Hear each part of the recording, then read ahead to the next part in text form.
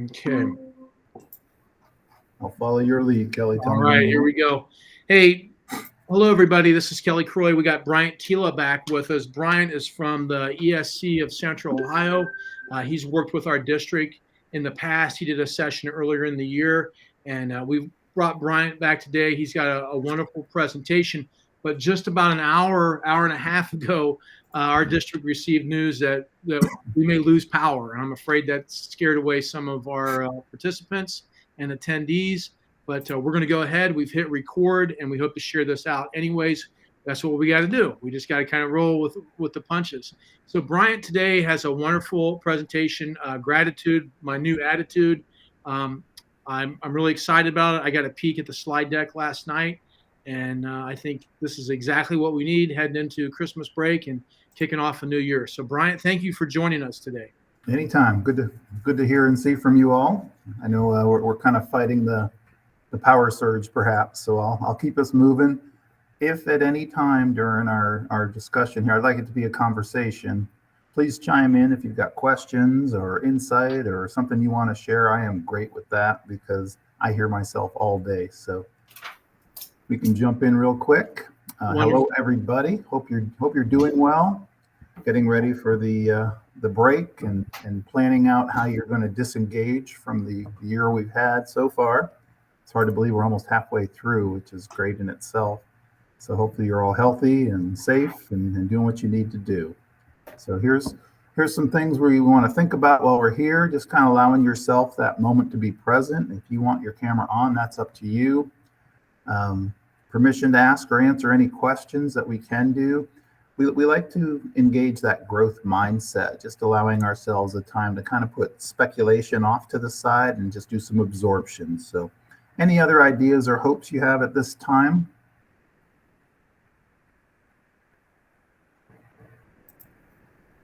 All right, and I will keep us going. Those of you who may have done this before, this is called the rosebud thorn approach. And it's just something that kind of let you think about yourself for a minute. So the rose is something positive in your life. The bud is something you're looking forward to. And the thorn is something maybe you need support with. Typically, when we're doing a training and we would be interacting more on a personal level, we kind of go around and share this, but I'll give you the opportunity if you want to chime in. You're more than welcome to pick a rose, a bud, or a thorn. I think I will look at the bud at this point. And I'm kind of looking forward to some family time and some reconnection and regrouping and recharging during the short break period. I hope it doesn't go too fast, but after a few days, I'm kind of ready to get back at it too. So anybody else have anything they wish to share at this time, either a rose, a bud, or a thorn?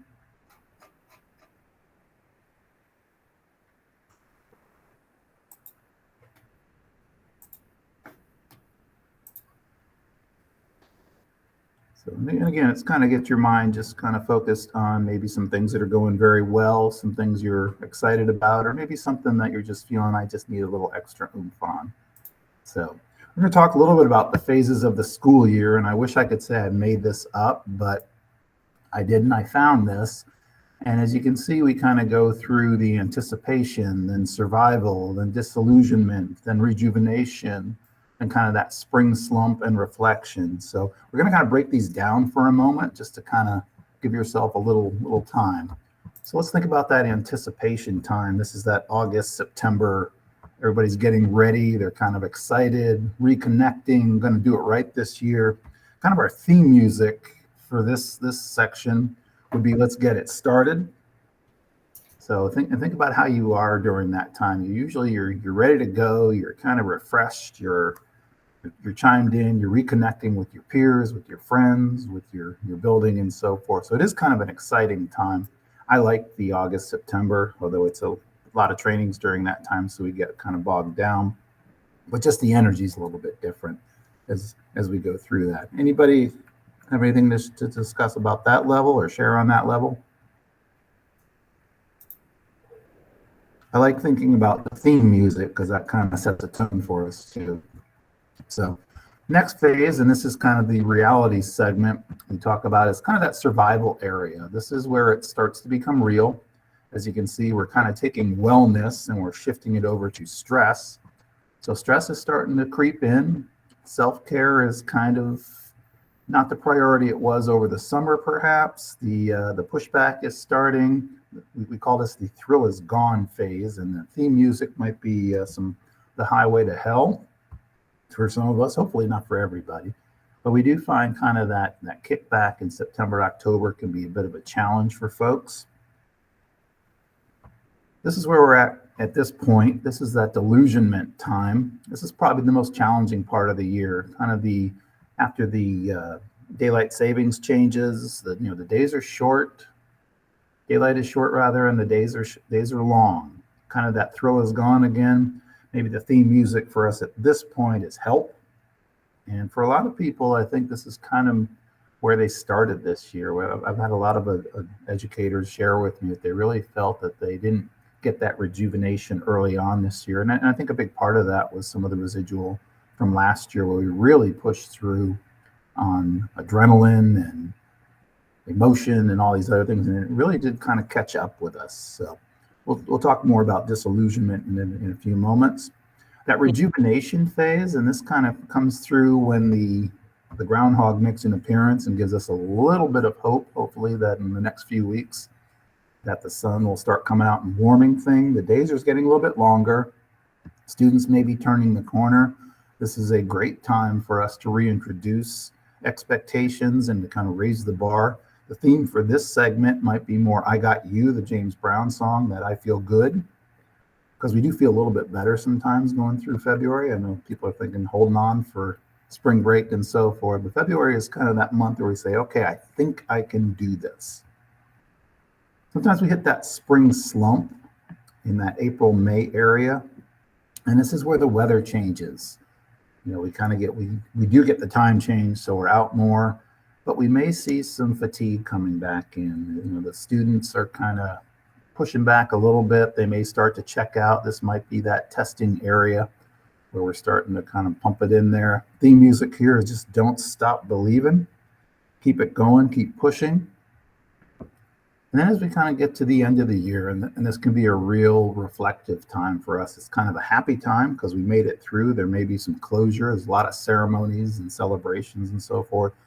But there's also some pullback, and people sometimes get a little bit down during this time because maybe they didn't meet their objectives or they didn't feel they worked as hard as they could have and so forth. So some of the theme music you might see here for us older folks might be glory days. Some of you younger folks, it might be more happy. So what does this tell us? And think about what is your current phase that you are in right now, and what do you need during that time? Anybody have any idea where they're at in terms of this phase? Because they don't necessarily have to go along that timeline. We may cycle through them at different phases. Bryant, this is Kelly. When you went through those, from my perspective, I feel like that was pretty spot on, the stages that you went through. And again, just from my perspective, I kind of feel that's pretty accurate for our district, but that's only my perspective. Mm-hmm. Have you thought, Kelly, about what you need maybe during this time? I think everybody would probably say a break, which is only a few days away. But I think a lot of people, the teachers I talk to, they appreciate being heard. They appreciate that. They like to know that they like to be updated. I think that's important. And they like that support that you talked about. I really liked your Rosebud piece. That was a nice way to frame it. But those are just some of my thoughts. Great. Appreciate that. Anybody else have any ideas, any insight? Can you go back to your slide that lists all of them really quick? Thank you. I feel like I'm more in between survival and disillusionment because I'm quite exhausted, but still surviving. Well, that's impressive. You must be in better shape than a lot of us. So, no, that's good. And like I said, different folks go through different things, and these are just kind of areas to look at, and it's kind of a fun way to look at the year. But I think the undertone of how physically exhausted we can be and how emotionally tired we can be and what we truly need sometimes doesn't get addressed in the same way. So really just giving you that opportunity to kind of decide What do you need at this point? What would help you out? Because only you can answer that. So if you're okay with that, I'm going to push us forward. Absolutely. I do think it's amazing that's from 2011, and that represents even a normal school year. I think that's pretty significant. Yeah, it was interesting to find. So here we are in disillusionment. How's that for uplifting, right? We kind of call this the most challenging time of the year. Needs are very high, and I'm not just talking student needs. I'm talking educator needs. I'm talking adult needs and so forth. Our energy levels are struggling. We talk about that wellness being morphed into stress, perhaps. So how do I stop this? And really understanding yourself. And this is something I think we're not great at, that we don't validate what our systems are telling us, what our bodies are telling us, what our emotions are telling us, what our minds are telling us, and so forth.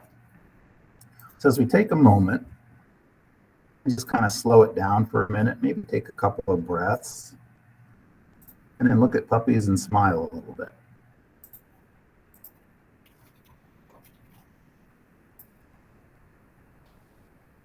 Now, I picked these puppies in particular because we had 2 Springer Spaniels that we really enjoyed. And so I kind of selected that breed because I like them and they make me smile. So everybody ready to dive in a bit more?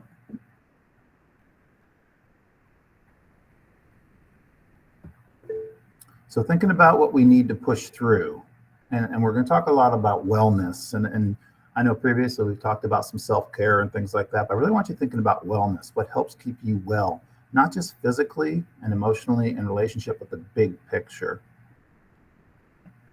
So let's talk about physical real quick. That is food, hydration, and so forth. Think about when you eat, what you eat, and how you eat. A lot of times we eat as a reaction when we should be eating as a preventative.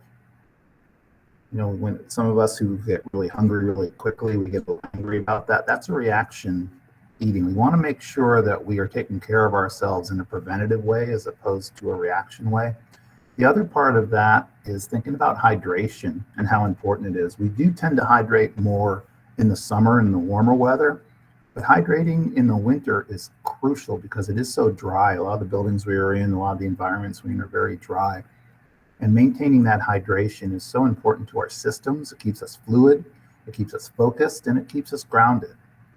Sleep is another thing, you know, not respecting our biorhythms and our needs. I know this year in particular, I kind of set a goal for myself to really establish some sleeping routines. And what I mean by that is establishing a safe, consistent, and predictable bedtime routine. And I know it sounds kind of rudimentary, but it has helped me a great deal. I start winding down 9:30, 10 o'clock, which for some of you are thinking, boy, that's early. It's not bad. But what I do is I disengage the electronics. I put my phone in the other room. I get into a pattern where I'll maybe do some meditation, some reading, some reflection, some gratitude, and so forth, and allow my body to kind of slow it down, maybe allow my mind to slow it down a bit, and really get it set for a time where it can recover and fix itself. Exercise is another thing that kind of in the winter we look at and we say, it's kind of cold to exercise. But exercise is relevant to the individual, what you like. I have a dog right now who's 14, but she demands, in her own quiet, assertive way, at least 2 walks a day. And that's my morning routine with her. We go out and we probably walk about 25 minutes to a half an hour every morning. And that is a great opportunity for me to kind of clear my head, get myself focused for the day and so forth, and get a little bit of exercise. Yes, it's not high intensity. I do that sometimes later on when I schedule that for my workout times and things, but it really, any kind of movement, any kind of situation you can do where you allow your body to kind of let go for a little bit and enjoy that time. Are there other things that would help you in terms of your physical wellness that we haven't necessarily touched on here, but other ideas? You know, this sounds weird. Sorry, everybody, because I get weird. I think sometimes just attention, you know, just someone giving you some attention like that. Yeah, and that's vital too. And we'll be coming up to that when we talk about relational wellness. So right now we're going to touch on real quick some of that emotional wellness and think about the purpose that your emotions serve. You know, one of the things about emotions is they're purposeful. We tend to try to keep them down or suppress them. We try to be very stoic or, not let our emotions see to the forefront. But emotions are so important because emotions kind of indicate how we are. And it's almost a snapshot of what's going on around us. Now, if emotions take over for us, that can be problematic because then we're being led by emotions instead of thinking. But really respecting your emotions and being more attuned to them. How do they make you feel? Are there things that you can do to help calm your emotions or help you refocus your emotions? I know sometimes when I get overwhelmed or pushed too much, I tend to shut down and become very almost short and negative. I know you're probably thinking that he does that. Yes, absolutely. Sometimes when I'm in those modes, but thinking about things you can do to tap into your emotions and be aware of them, and learn some ways to manage them a little bit better.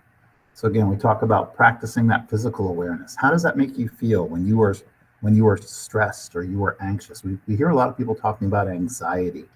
But being aware of how it impacts you, what does it do to your heart rate? What does it do to your stomach? What does it do to your mind and that tension in your body? We talk a lot about validating our status where we're at, kind of a mindfulness approach, but do we actually do it and take it up to that level? Because that is so important, really respecting where we are and what's going on around us.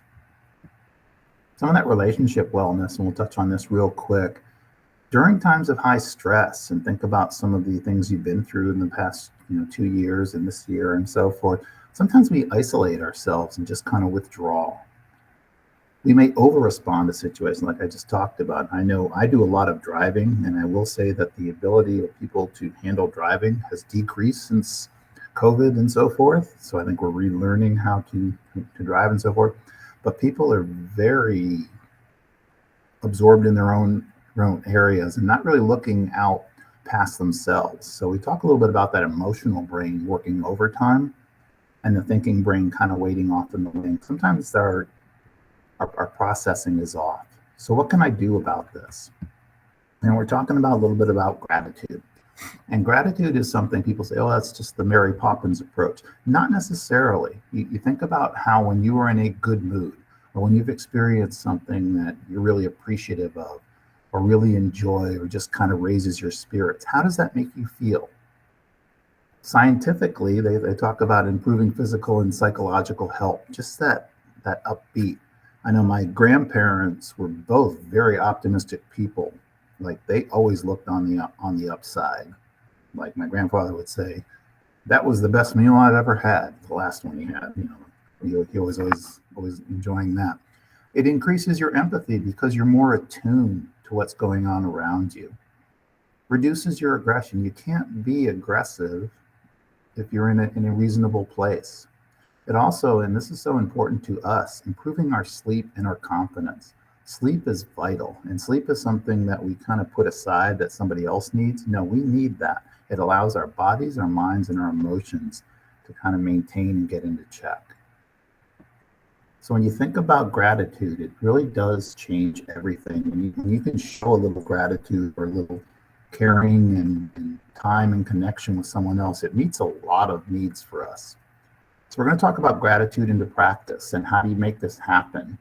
A big part of gratitude is don't expect immediate results. Gratitude is like any other discipline or practice. It takes time and you get better at it. So thinking about what can we do, and here's something, and this is based on,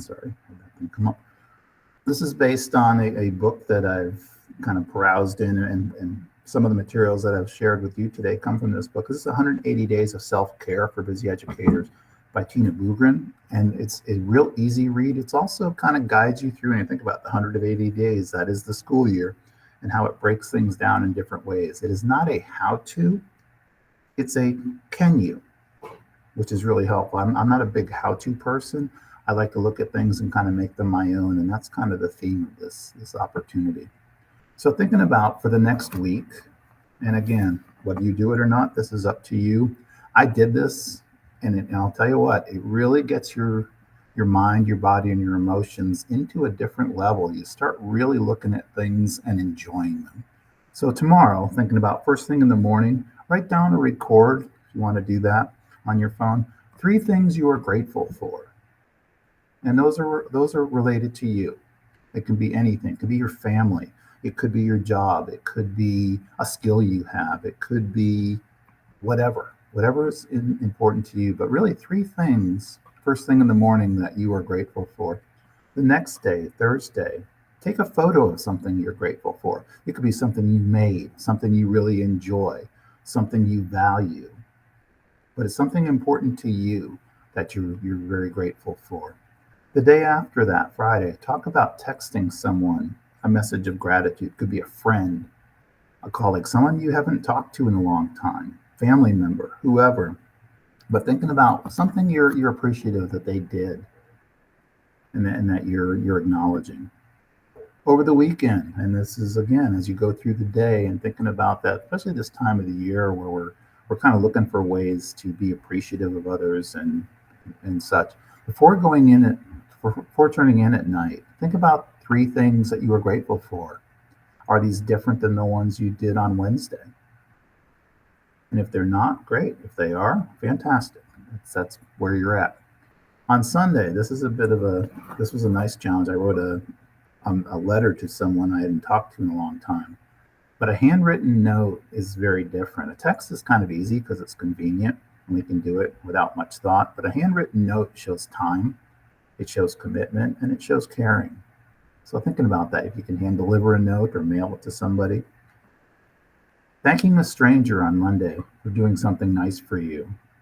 Just a thank you is such a nice opportunity for gratitude. And then on the last part of the 7-day plan for this, again, follow through on an act of kindness and note how you feel. I've done this. I'm a big coffee drinker, as you can see, big coffee. And when I go through the drive-thru, sometimes I will buy the person behind me a coffee. And I don't expect anything in return other than maybe that made that person's day. Maybe that just kind of caught them off guard, or maybe they were having one of those moments and just somebody doing something pleasant may have turned the corner for them. So thinking about those things. And again, this is an idea. It's not something you have to do, but I have found kind of structuring it and committing to it really helped me just kind of change sometimes my attitude. So thinking about as we kind of wind down, we discussed kind of the phases of the school year, where we were at. We kind of honed in on that disillusionment because we're in that mode, a lot of us. We talked a little bit about some of the physical, emotional, relationship wellness, what it looks like, what it sounds like, what it feels like. And then we kind of defined and applied some gratitude approaches. So thinking about, before we head out, one way that you will apply some gratitude, maybe 2 ways that you're going to take care of your physical wellness, and then maybe one big idea to get you ready for the new year. And I'll give you a moment to think about that. And if you want to share that, you are more than welcome.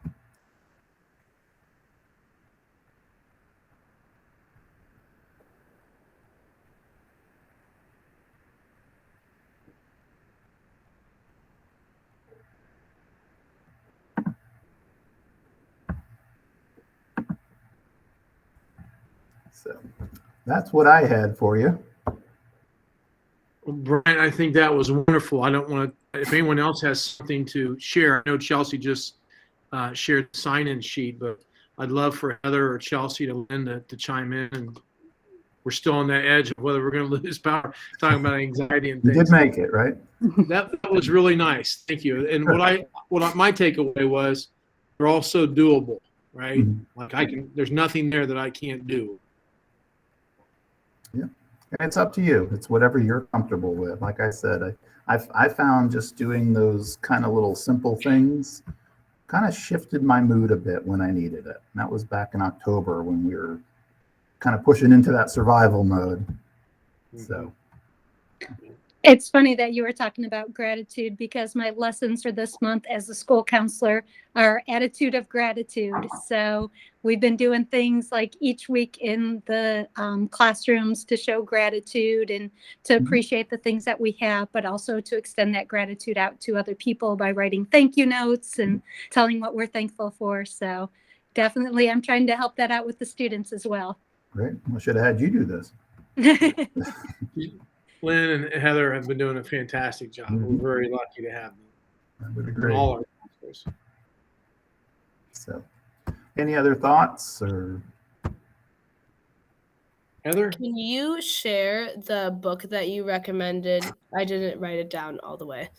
Can you just type it in the chat? Yeah, it was 180 days. Let me see. I took a screenshot. Okay.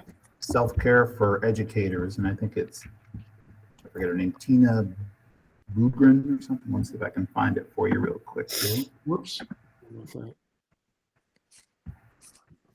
Can you see that? Probably not. Let's try this. I'm just going to take a picture of it. There you go. Perfect. I tried to drag it in the chat, but I didn't like that. Didn't want to do that. No, and like I said, it's a nice opportunity because it's an easy read, and they give you some assignments and things if you want to do them, but it's really based on what you need. So it's kind of a nice opportunity there. So yeah, I got a hard question for you, Brian. I don't know. Sure. So there's the self-care part that I shouldn't get in a rut with the self-talk and stuff. Should we even try to, if we see someone else kind of in that cycle of kind of, do you get involved, or I don't know. That seems awful touchy right there. You know what I'm saying? Like if somebody just seems really down and kind of in a cyclical pattern of, nothing's good. I'm talking at home or at work or anywhere. Sometimes I try and I just dug a hole for myself. And that may be more of a counselor specialty question, but I think what I have found is just being present and allowing that person the opportunity to at least connect with you in a non-expectation way. Like there's no real purpose other than our time together. And sometimes that's all people need. They don't need necessarily problem solve. They don't need validation. They may just need someone's presence just to be a grounding tool. That's awesome. I'm a guy that likes to fix things. My wife reminds me sometimes I don't need to fix everything. So. Yeah. Well, and educators tend to want to go right to solution when sometimes just being there is a great opportunity. Thank you very much. Heather, did you have some more? I think that's about it. That's about as far as my brain's going to go today, I think. I hear you. Awesome. Well, Bryant, thank you for your time today. We didn't have the power turn off on us, so that's fantastic. We lucked out. Now you're going to jinx it, and now it's going to turn off. There you go. Better get out of the building before it does. Yeah. Good to see you all. Thank you. Bye-bye. Take care. Thanks. I'm going to hit stop the recording. Thank you very much, Brian. All right. Yeah, I think it went pretty well. So they were. Oh, yeah, that was great.